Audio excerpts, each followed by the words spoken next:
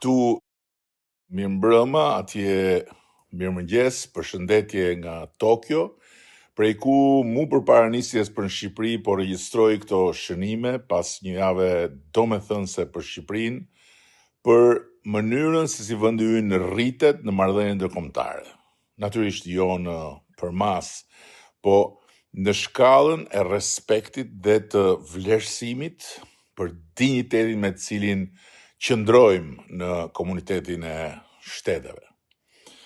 Fillimisht në Korenë e Jugut dhe më pas në Japoni ishin 2 stacione ku gjetëm një interes të shtuar për Shqipërinë, një dëshirë të lexueshme për bashkëpunim dhe për forcim të miqësive të natyrshme mes vendesh demokratike.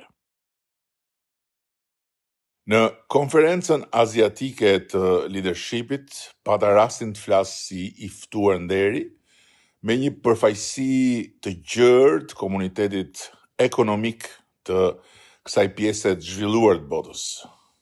Fola për transformimin e madh të Shqipërisë nga izolimi drejt bashkimit me Europën, dhe më pas në takimin me kryeministin Kim Men-suk u ndalëm në mundësitë për zgjerimin e bashkëpunimit në inteligjencë artificiale, teknologji digjitale, industri ushtarake dhe turizëm, duke cekur po ashtu simbolikën e takimit që përkon me 35 vjetorin e vendosjes së marrëdhënieve diplomatike mes 2 vendeve tona.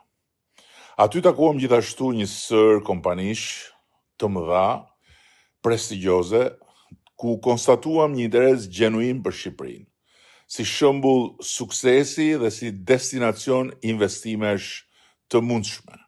Më pas, këtu në Tokyo, vizita e konfirmoi rritjen e nivelit të marrëdhënieve mes Shqipërisë dhe Japonisë. Ishte vërtet një nder i veçantë pritja me ceremoninë e lartë shtetërore nga kryeministria Sanae Takaichi, me të cilën krijuam menjëherë një komunikim të drejtë për drejtë dhe miqësor. Diskutuam zgjerimin e bashkëpunimit në ekonomi, në teknologji, në energji, mbrojtje dhe po ashtu edhe këtu turizëm.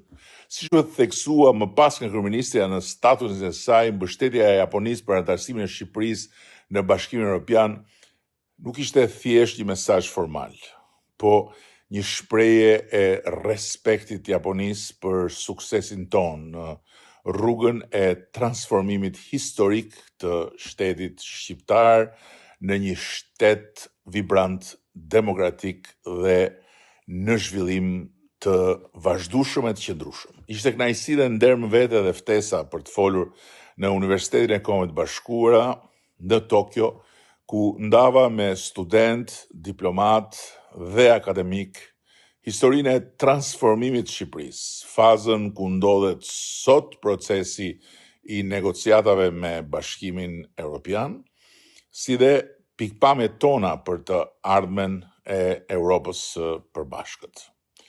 Të mbushura me energji pozitive ishin edhe takimet me strukturat e parlamentit, kryeparlamentarin e Japonisë, deputetët e Ligës Miqësve të Shqipërisë, si edhe me komunitetin e sipërmarrjes japoneze. Por besoj se ajo që ka rëndësi mbi të gjitha është fakti se sot Shqipëria ka hyrë krejt natyrshëm në hapësira dialogu dhe partneritetesh ku deri jo shumë vite më parë do të ishte vërtet e vështirë edhe të imagjinoj respekti që ka sot bota për vendin tonë. Por, ashtu siç dhe dihej, shënimi i shënimeve është ai që lidhet me ballafaqësimin mes Komisionit Evropian dhe shteteve anëtare në Bruksel, për raportin e detyrave të kryera nga Shqipëria pas çeljes së të gjithë kapitujve të negociatave.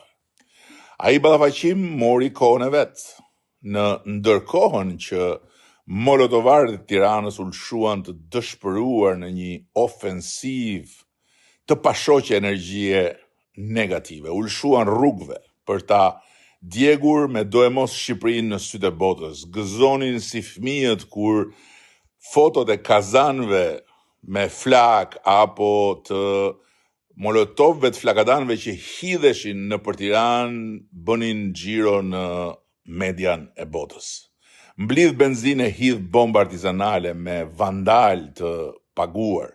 Ulshuan po ashtu kanaleve, portaleve të Shqipërisë për t'i helmuar shqiptarët. Mblidh dhe hidh jarg urrejtje politike pasqyr më pasqyr. Ulshuan në për Europë me thas, balte e llumi proverbiale, krejt, edhe ajo që ka ndodhi me të ashtu quajturën vizitë traditore në Ministrinë e Jashtme në Berlin.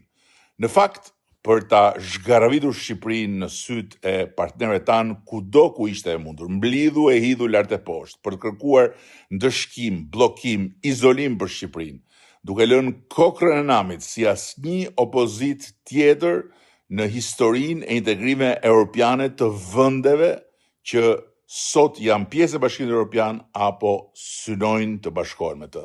Thanë se rruga europiane ishte bllokuar, thanë se Shqipëria ishte më në fund dëshkuar, thanë se qeveria jonë ishte krejt e izoluar. U gënjyen.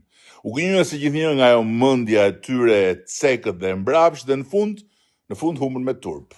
Dhe Shqipëria fitoi përsëri me mund, me dinjitet dhe me krenari kështu më 26 maj në Bruksel, konferenca ndërqeveritare Shqipëri Bashkimi Evropian vullos përmbylljen me sukses të fazës hyrëse dhe hap fazën përfundimtare të negociatave për antarësimin e Shqipërisë në Bashkimin Evropian.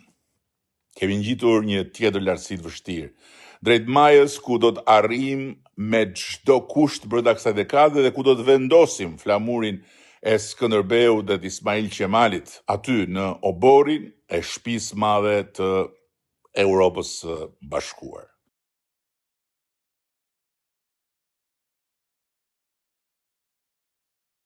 Tjetër mbështetje financiare e Bashkimit Evropian ka ardhur nga Brukseli, ndërsa është vendosur çelja e fazës përmbyllëse të negociatave, është njëkohësisht vijuar dhe me çeljen e një tjetër fondi për Shqipërinë në kuadër të planit të rritjes për Ballkanin Perëndimor.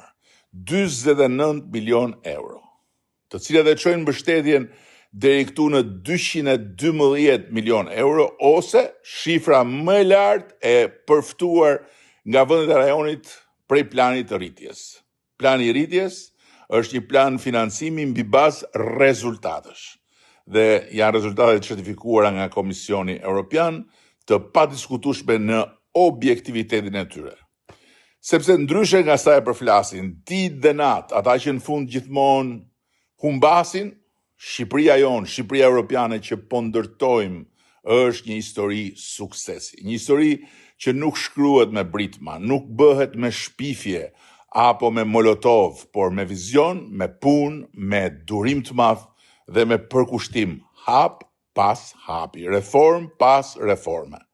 E pra, urime të gjithëve dhe mbi të gjitha faleminderit. Faleminderit çdo shqiptari dhe shqiptare që beson, që mbështet dhe që ecën me ne në këtë mision historik. Forca Shqipëria, asgjë nuk e ndal dot Shqipërinë Evropiane.